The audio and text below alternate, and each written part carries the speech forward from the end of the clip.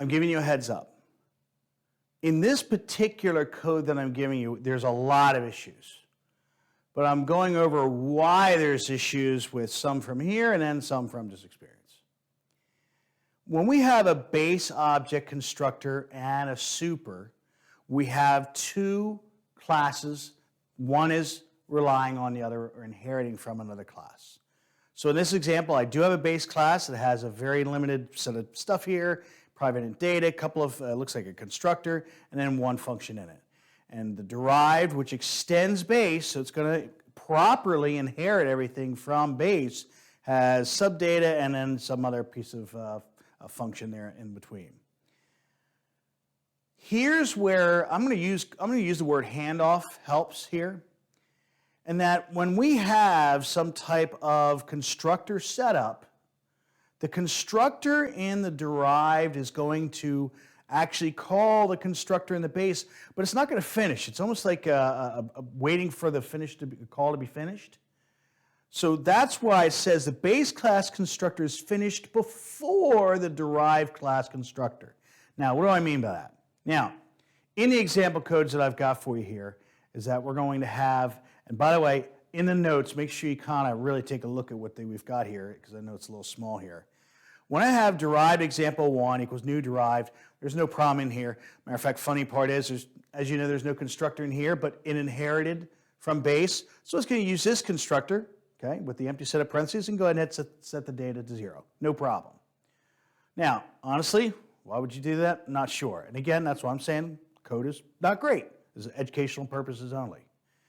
Then we have derived example 2 equals new base of 5. Now, so I go to derived and I go, well, wait a minute. I can't do derived because, frankly, it doesn't have a constructor with one parameter. Now you're saying, wait a minute, but base did. But first, I actually got to start off with derived.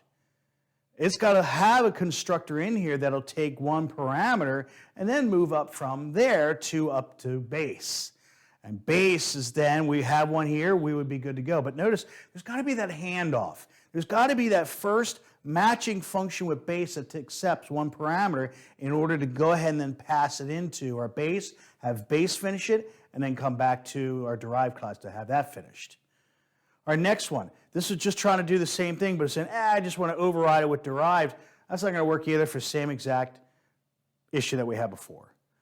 And then finally, we have example, new, derived. By the way, these are both derived, okay, and 3, 4. We don't have a constructor in derived that has 3 and 4 as, or I should say, just has a constructor that has 2 parameters in it.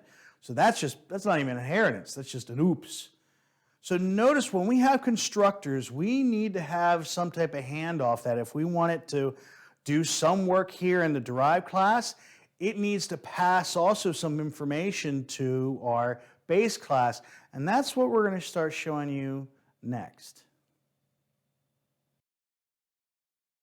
In example number 2, which is really not all that different from example number 1, but this time I don't even have an empty set of parameters, a default constructor for the base.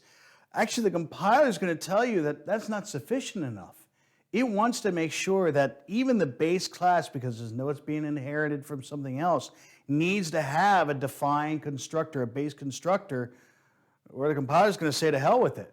So even, I actually took out one other item and it still doesn't like that. So the IDE is going to be very, very particular, and the compiler is going to be very, very particular on how you set up your handshakes. So let's take a look at an example that does work. So in this example that we've got, there's still some issues here, but hopefully it's going to explain a little bit more of why.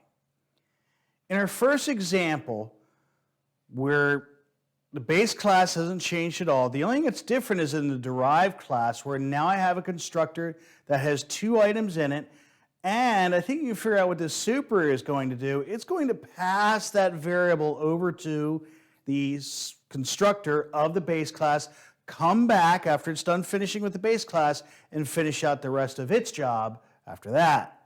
There's our handoff and our appropriate handoff to make sure that both of the constructors are satisfied. Now, the bad part is that we're actually very limited on what we can do, frankly, because of what derived is. Notice none of the other ones work. The first two derived with the simple set of parentheses. There isn't one that matches here. And Java is not going to build that one for you like it does in C++. Here's another one has derived of a single number of 5. You would think, well, geez, it's just going to go ahead and match. No, it doesn't. You have to have a constructor in here that'll handle just one variable, and then you can pass it over to the base. The only time this ever works in this particular example is that here I'm passing 2 parameters in the constructor of derived. There's my 2 parameters here. And then just in that constructor, I'm using super to pass the other one in there. So notice it really is matching. Could I create another default constructor and then another constructor handles one variable in this? Absolutely. Then I would have to do it here, and then that's how we do the handoff using super to go ahead and satisfy the base class. That overall code here with super, because it is extending base, it knows that that super class is going to be our base, and that's how we push our information up to our base class. So this, even though this, we don't have a lot of options with this particular setup, I think using constructors that you've done before, it's going to be pretty easy to create a constructor that has one variable or no variables here in the derived. And then again, there's your word of being able to pass that up to your base if you want to pass any values to your base class.